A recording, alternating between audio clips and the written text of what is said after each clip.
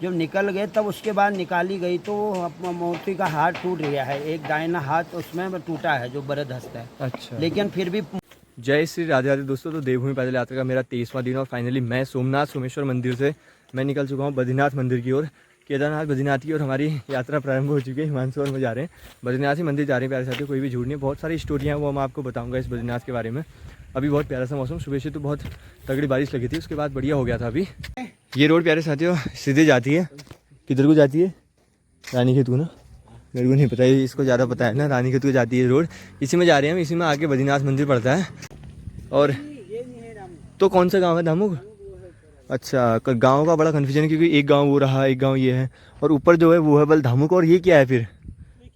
अच्छा, ये धामुक वालों के खेत होंगे जिसके भी यहीं सारे धान की खेती यहाँ पे रोपाई हुई है।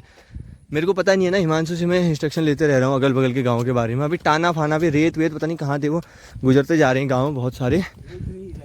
रैत रात, अरे रात खाने से बल। तो ये ना बड़ा मस्त लग रहा है सोमेश्वर घाटी के अंदर हुआ फिर ये ना।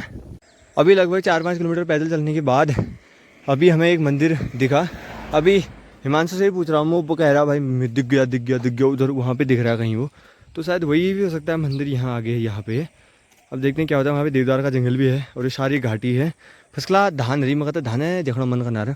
अभी हम रोड बाय रोड ही चल रहे हैं। अगर वो मंदिर होगा तो हमें नीचे जाना पड़ेगा ऐसे करके, आगे से कट मारेंगे। ये बद्रीनाथ मंदिर स्थित है दोस्तों बयाला गाँव में। वहाँ पे राज देवदार के पेड़ों के बीच अभी दिखना बंद हो गया है। ये सारा गांव बयाला ही होगा आई थिंक। गूगल मैप से ही चल रहे थे हम और टाइम तो लग ही गया है, दोपहर का समय हो गया है। ये रोड के आगे रानीखेत को और यहाँ से ज़्यादा बद्रीनाथ के लिए रास्ता सीधे।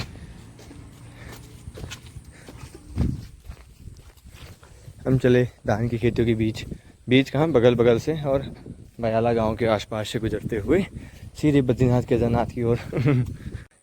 वो देखने लग गया दोस्तों में प्रभु का दरबार। हिमांशु ने ऐसी दौड़ लगा रखी है, मैं जरा सा रुक गया तो हो गया, दौड़ लगा दे रहा है। अभी बयाला गांव से हम नीचे उतर के ये पहुंच चुके हैं मंदिर में, बद्रीनाथ मंदिर में। और यहाँ पे एक हल्की सी नदी है, गजरा है, पता नहीं क्या है। मौसम बढ़िया है, एकदम सुहावना। चलते हैं प्रभु दर्शन करते हैं। यहाँ पे कुछ काम भी चल रहा है शायद। तो जहाँ तक इस मंदिर का जो प्रामाणिक इतिहास है कुछ तो हमने जैसे तुम्हें बताया था पहले, बद्रीदत्त पांडे जी की एक कुमाऊं का इतिहास नाम की पुस्तक है। हाँ, उसमें मिलता है। अच्छा। और जो जनश्रुति का भी एक प्रमाण है जो परंपरा से सुना गया है, वो भी सत्य होता है। हाँ। तो उसमें यहाँ पर जो है आज से लगभग 800 वर्ष पहले ऐसी मतलब कुछ मुगल आक्रांता जो आए विदेशी। अच्छा। और ये बौद्ध लोग भी आए कहते हैं। हाँ। तो बौद्धों का तो खैर बहुत पहले था। अच्छा। 800 साल पहले मुगलों का ही था प्राय। और तो वो मूर्ति को ले जा रहे थे तो वो यहाँ पर ये नदी जो संगम है आगे यहाँ पर इससे ऊपर बताते हैं कहीं उधर एक जल स्रोत है, नौला जिसको बोलते हैं यहाँ। अच्छा। वहाँ पर एक गहरा कुआं था जिसको यहाँ की भाषा में रौ बोलते हैं। अच्छा। हाँ, तो वहाँ वो मूर्ति डुबा दी गई है जो प्रधान मुख्य मूर्ति है बद्रीनाथ जी की। तो इसको जो है वहाँ से जब वो जो मुगल आक्रांता थे तो मूर्ति भंजक लोग उनको वो जब निकल गए चले गए, वो घोड़ों से आते थे वो लोग, जब निकल गए तब उसके बाद निकाली गई तो मूर्ति का हाथ टूट गया है, एक दाहिना हाथ उसमें टूटा है जो बरद हस्त है। अच्छा। लेकिन फिर भी मूर्ति खंडित नहीं मानी जाती क्योंकि ये मूर्ति जो है विश्वकर्मा देवताओं के द्वारा दैवी शक्तियों द्वारा निर्मित है कहते हैं, इसलिए इसमें खंडित मूर्ति की पूजा का भी विधान है। अच्छा। इसलिए पूजा होती है यहाँ। और इसका ताम्रपत्र उपलब्ध है। अभी ये श्री हीरावल्लभ भट्ट जी के पास है, वो पुजारी लोग हैं यहाँ के। अच्छा। तो वो कभी तुम्हें आवश्यकता होगी तो वो दिखा सकते हैं। वो भी लगभग 1000 साल पुराना वो है ताम्रपत्र। तांबे के उसमें लिखा हुआ है ना प्रामाणिक। अच्छा। तो और उसमें कुछ भाषा भी कुछ संस्कृत भाषा लिखी हुई है। वो भाषा एकदम पढ़ने में नहीं आती, बहुत पुराना लिपि है वो। है तो देवनागरी लिपि लेकिन उसको थोड़ा घुमा के पुराने लोगों का लिखा है, एकदम समझ में नहीं आता। अच्छा। लेकिन ये जो नदी भी है इधर, इसको बया नदी बोलते हैं, कोई साई नदी बोलते हैं। अब वैसे मुख्य नाम तो बया ही होना चाहिए। अच्छा। बयाला यहाँ का नाम भी है। हाँ।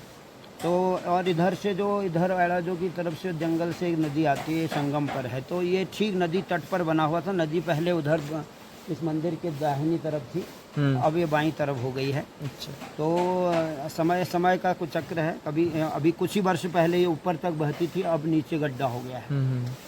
तो यहाँ का जो इतिहास है वो बहुत पुराना है। ये समझ लो कम से कम 2000 वर्ष पहले भी ये मंदिर यहाँ पर किसी न किसी रूप में विराजमान था। अच्छा। बाद में फिर ये जो कत्यूरी राजा लोग हुए, इन्होंने फिर वो जीर्णोद्धार करते रहे। राजाओं के नाम तो क्रमशः हम अभी मौखिक नहीं बता सकते, लेकिन है लिखा हुआ है पुस्तकों में, मिल जाएगा प्रमाण यहाँ का। केदार खंड में भी इसका वर्णन आएगा। अच्छा। एक केदार खंड है ना स्कंद पुराण में, हाँ। उसमें भी इसका वर्णन आएगा। यहाँ के विषय में बहुत कुछ बताया गया उसमें। अच्छा। लेकिन पढ़ने सुनने की और जागृति की जरूरत है। लोग इसको सुने, पढ़ें और जागृत होकर के अपने मंदिरों, अपने मठ मंदिरों के का विकास करने के लिए और उसकी आन बान शान को बढ़ाने का प्रयास करें। जैसे तुम कर रहे हो ऐसे लोग भी करें। हाँ। और रुचि से इसको सुनें, समझें, दूसरों को समझाएं। इस प्रकार से तब होगा ना कुछ आगे। हाँ, सबका कर्तव्य भी बनता है। हाँ। तो साथियों, इस मंदिर के बारे में पूरी जानकारी पूर्व प्रधानाचार्य यहाँ पे जो भी महाराज जी रहते हैं उनके द्वारा पता चला। डी शास्त्री करके जो पहले प्रधानाचार्य थे, वो पहले सोनी बिनसर जो है वहाँ पे प्रधानाचार्य, वहाँ पे एक विद्यालय है उसमें प्रधानाचार्य थे। उनसे पूछने के बाद ही हमें यहाँ के बारे में पता चल पाया। और बयाला गांव के चारों तरफ पूरा देवदार का जंगल है, ये देखिए इस मंदिर के चारों तरफ। और इस मंदिर की प्रतिमा को दोस्तों बौद्ध शासकों द्वारा और मुग़ल शासकों द्वारा, बौद्ध शासकों द्वारा दोस्तों इसको खंडित करने की कोशिश की गई और मुग़ल शासकों द्वारा इसको मतलब पूरी तरह मिटा देने की कोशिश की।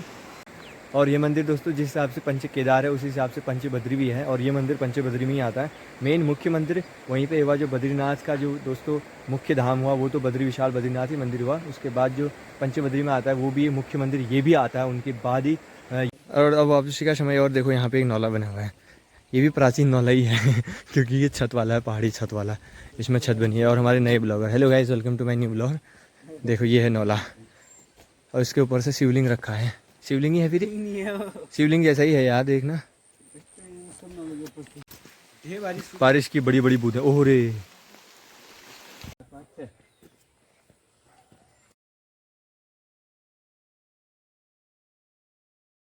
अब जाके हम चल पड़े। बारिश शुरू हो गई जैसे हम निकले। 3 साढ़े 3 बज चुके हैं। बस घर जाने तक बारिश नहीं आई और कुछ नहीं, नहीं तो अपन भीग जाएंगे। मैन से तो नहीं भीगता, बल वाटरप्रूफ है ऐसे वाटरप्रूफ बना हुआ है।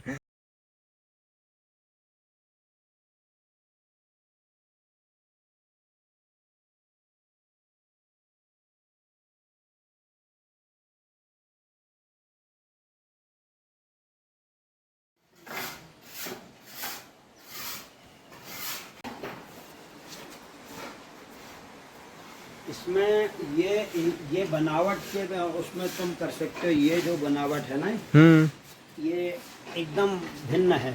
अच्छा, मतलब बिना ईंट गारे के हैं। मतलब इसमें कोई गारा नहीं है। हाँ, सिर्फ पत्थर ही पत्थर है। नहीं, केवल पत्थर है। हाँ, 4 किलो से कम का थोड़ी होगा। हाँ, पूरी दीवार में एक ही पत्थर हुआ है।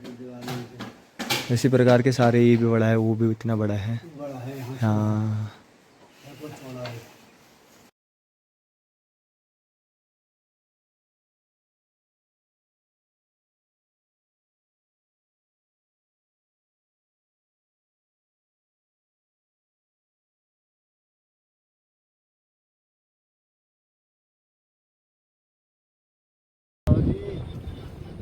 कौन सा है वही जाके पता लगेगा।